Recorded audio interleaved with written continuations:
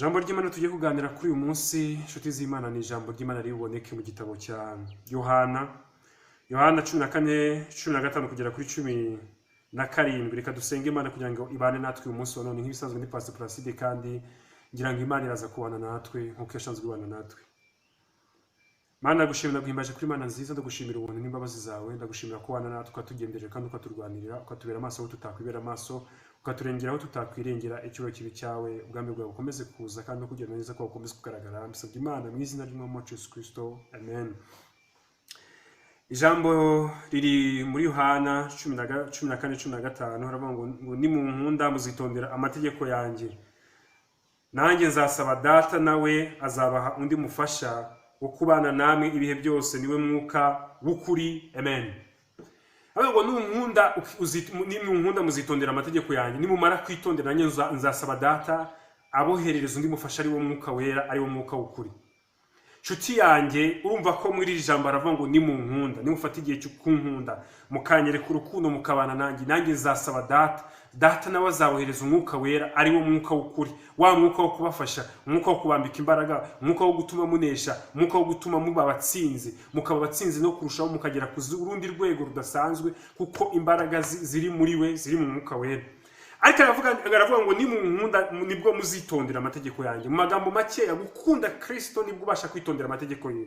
Mu magambo makeya, wikwifuza kurwana n'amategeko ya Kristo no kwifuza kurwana n'amategeko y'Imana kugira ngo yakurikize, mu gihe utaragira urukundo rw'Imana ku mutima wawe. Iyo ufite urukundo rw'Imana ku mutima wawe, ubasha kunesha ibintu byose byakuneshaga. Iyo ushaka kugira ngo Imana ihabwe icyubahiro, yaravuze ngo nkunda bankunda, bashaka n'umwete bazambona. Buri muntu wese ukunda undi yifuza ko abona ibyiza. Imana ubwayo ku rukundo rwayo yemeye gutanga umwana w'ikinege. Ijambo ry'Imana kuko Imana yakunze abari mu isi, byatumye itanga umwana w'ikinege kugira ngo umwizera wese atarimbuka, ahubwo ahabwe ubugingo buhoraho. Nawe niba ukunda Imana, ndagira ngo nkubaze, niki wayigeneye, niki wayaye? Niba yaragukunze ikaguha umwana wayo w'ikinege, wowe kubw'urukundo ubwo ukunda Imana wayihaye iki? Uyiha igihe? Uyiha umwanya? Uyiha akanya ko kuyiramya? Uyiha amafaranga? Uyiha amaboko? Ko yavuze ngo umuntu ufashije umukene abagurije Imana, niko Bibiliya ivuga. Mu magambo makeya, iyo ufashije umuntu utishoboye ugurije Imana. Iyo ufashije umurimo wawe kugira ngo utere imbere ugurije Imana. Yenda hari abantu ntitubyumva kimwe, ariko ntabwo bisaba ko ijambo ry'Imana tubyumva kimwe. Nshuti yanjye, ijambo ry'Imana risaba kuryumva uko riri n'uko rivuga. Ijambo ry'Imana ntabwo risaba ko ubanza kurishyira mu nyurabwenge ryawe. Ijambo ry'Imana ni ryo rikwigisha, ntabwo ari wowe uryigisha. Ijambo ry'Imana riragusobanurira, ntabwo ari wowe urisobanurira. Abantu benshi bakunze kuvuga ijambo ry'Imana, ukavuga ijambo ry'Imana ariko ngo ngiye mbyumva gutya. No, that is not true. Ijambo ry'Imana ni ryo rikubwira ngo kora iki, ntabwo ari wowe uribwira ngo kora iki. Igihe tugeze mu gihe abantu ubona bashaka no kugira Imana inama, bakabana yibwira ati Imana ngiye ndumva biri utakabikoze gutya, akabikoze gutya. Bamwe bakavuga ngo kuki Imana yayigenje gutya, ngo yibi inkundi barakoze biriya.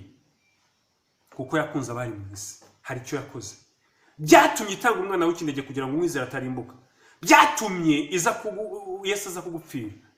No kuvuga ngo nimunkunda nanjye muzitondera amategeko. Niba narabakunze nkaza kubapfira, ariko namwe nimungarura urukundo, icyo muzakora muzitondera amategeko yanjye. Inshuti yanjye, nubona kwitondera amategeko y'Imana biriho bikugora, uzabanza ushakire mu rukundo ukunda Imana. Ubanza urebe koko niba ari rwo koko.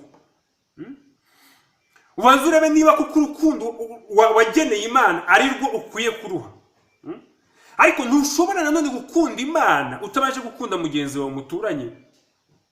Wa wundi muturanye, uwo utekereje, ni wowe wenyine ugomba guheraho umukunda, kugira ngo nimunkunda muzitondera amategeko yanjye. Nukunda mugenzi wawe uzitondera amategeko y'Imana, kuko mu mategeko y'Imana harimo amategeko avuga ngo ntukifuze umugore wa mugenzi wawe, ntukifuze ibyo mugenzi wawe atunze, ntukabirarike, ntugashaka kumva ko wamuhemukira kugira ngo bitunge.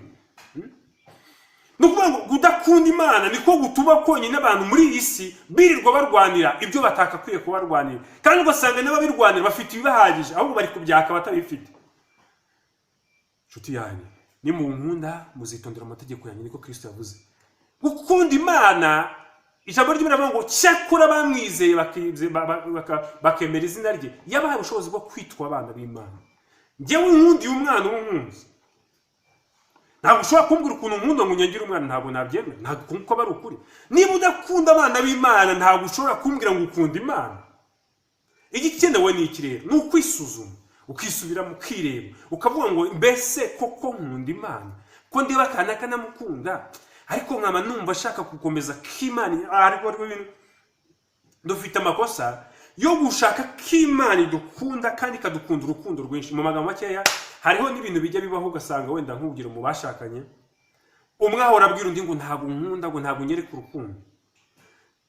Icyo utanze nicyo usarura. Niba ushaka gukundwa, tanga urukundo. Niba ushaka kubahwa, ubaha. Niba ushaka gucirirwa bugufi, ca bugufi.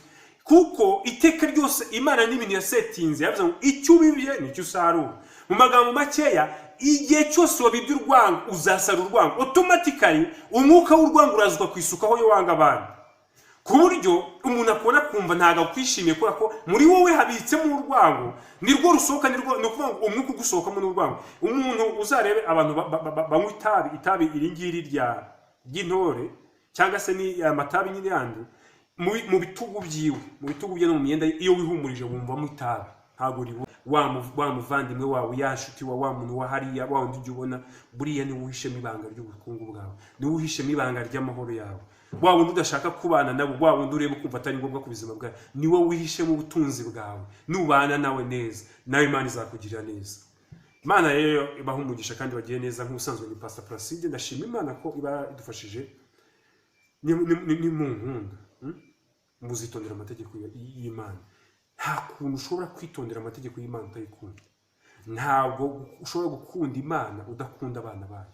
Mu magambo makeya, iri jambo rishaka kuvuga ngo iyo Yesu yavuze ngo umbonye ababonye Data. Mu magambo make, niyo ubonye bene nyina mu mwuka ba Yesu, ari bo bana b'Imana, kuko nawe n'umwana w'Imana, ubonye Kristo. Muri aka kanya ndeba ni Kristo. Nureba ku ruhande usanga uzengurutswe na ba Kristo benshi. Kugira ngo witondere amategeko ya Kristo yashobore, nuko ubanza kumukunda. Kumukunda nta kundi, kunda wa muntu megeranye, kunda umugabo wawe, kunda umugore wawe, kunda inshuti zawe, kunda ba bandi ubona bameze nkaho badakwiriye gukundwa bitewe n'uko isi yabagize. Imana nayo izagukunda, izakugira neza. Uzajya uyitabaza, izajya gutabara mu bihe by'amage n'ibihe by'amakuba. Reka dusenge Imana, hanyuma Imana ikomeze kutugirira neza. Ijambo ry'Imana Imana yampaye rigufashe kandi rigukomeza. Imana ndagushimira, ndaguhimbaje kuri Imana nziza, ndagushimira ubuntu n'imbabazi zawe, ndagushimira kubana natwe. Uravuze ngo nimunkunda muzitondera amategeko yanjye. Ndasengera mwene data unkurikiye mu izina rya Yesu kuri aka kanya, kugira ngo umuhe kugukunda ndetse no gukurikiza amategeko yawe, kuko byose biva mu mbaraga ziva kuri wowe. Ibyo byose biva mu kukwizera no kugukunda, byose biva mu kuba imbere yawe no kukuba hafi. Icyoro gikomeze kuba icyawe kandi ubwami bwawe bukomeze gushyirwa hejuru. Byose mbisabye Imana Data mwiza, ari mu Yesu Kristo. Amen. Shalom, shalom. Imana ibahe umugisha.